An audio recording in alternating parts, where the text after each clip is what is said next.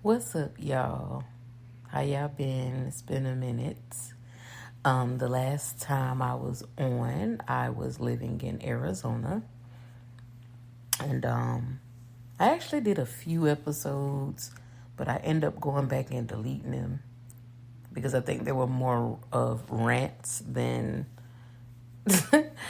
anything, and it was some truth in there, but they were coming from a ranting motive, so I decided to delete those. But I listened to the one from yesterday about from the last one I did, which was about happiness, and I am very proud of how I let God talk through me. I've been doing some YouTube videos as well on my channel, Humbly Confident. So Humbly Confident on here comes from my YouTube channel, Humbly Confident. Maybe I should change the name of this and just, you know, maybe I should change the name of this one and have it separate. But kind of want to promote the same thing where I have found humility, and humility leads to the proper confidence that we need, that is not boastful, that is not arrogant. And so that's what really reaps a good harvest. So anyway, today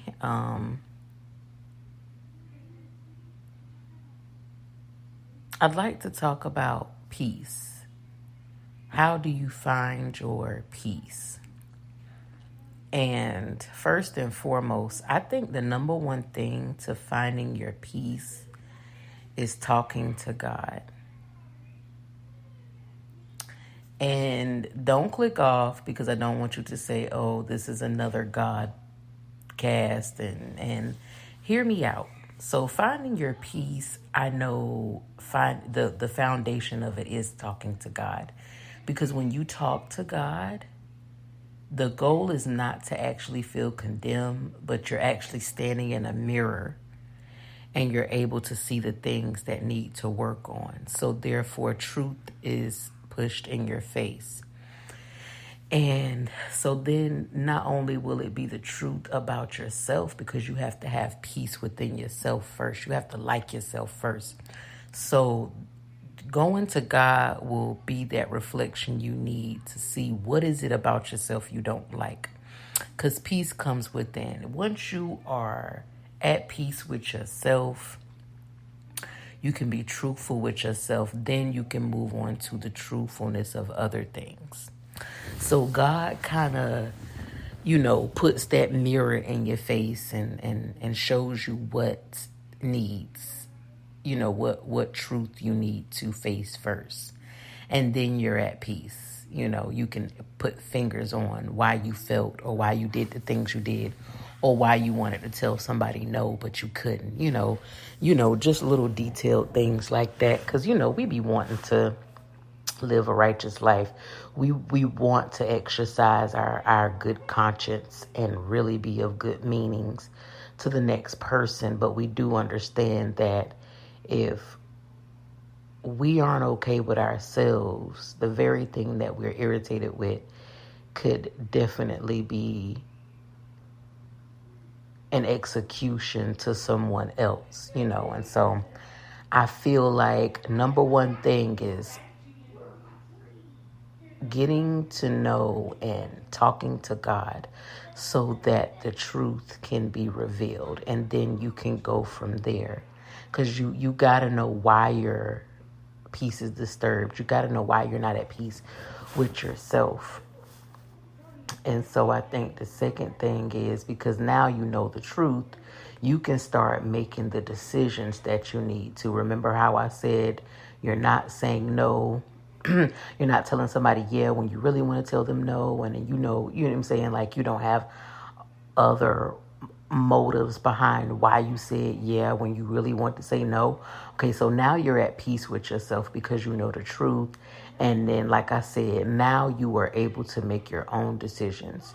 You're able to make decisions that is best for you, that is going to protect your peace, that is going to protect your mental state, that is going to protect, your emotions. And so, because you know the truth, you know how to approach things. You know why to say no to things. You know you'll have that strength to say no to things that you said yes to, and it will make sense. And so, number 3, to wrap this up, I feel like how to stick and live and move in peace is forgiving yourself. Because once you know the truth, you'll start to look back and think, how I was so stupid. How could I let them enter into my life? Oh, I was so stupid. How could I spend money on that and I have nothing to show for it? So the third thing is forgiving yourself and also forgiving others. You have to protect your peace. Now that you know the truth, now that you know why you said these things, why you did these things, why you allowed these people in your space, you owe yourself some slack, because what you didn't know then, you can't penalize yourself for what you didn't know. Now you're able to make the right decisions, and you're able to protect the peace. And then, like I said, you can't look back and think look at yourself in a negative light, because it's all about perspective. You get what I'm saying? Once you get and talk to God, God's going to give you the truth. It's going to give you the right perspective. You're going to be able to make the decisions you need to make on your own without anybody else's opinion, because that will cause confusion. It will have you wavering and all over the place, especially if they're not at peace with themselves. And then, like I said, then you are able to, then the last thing you have to do is to forgive yourself. You got to forgive yourself as well as forgiving others who you have allowed, because you are still, even though you've allowed these people in, you are still going to have some type of resentment, because after you let them in, they took advantage.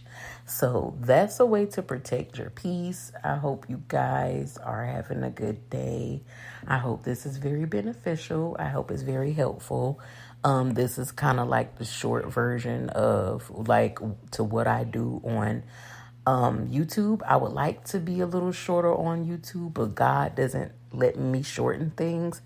Also with books and things of that nature, I'm trying to pan that out now to see the length of how things are gonna go. But as of right now, those were some quick little tips of how to keep your peace. I know they were powerful. I know they were helpful. And I thank you guys for trusting the Holy Spirit in me, and also praying for me. Y'all have a good one.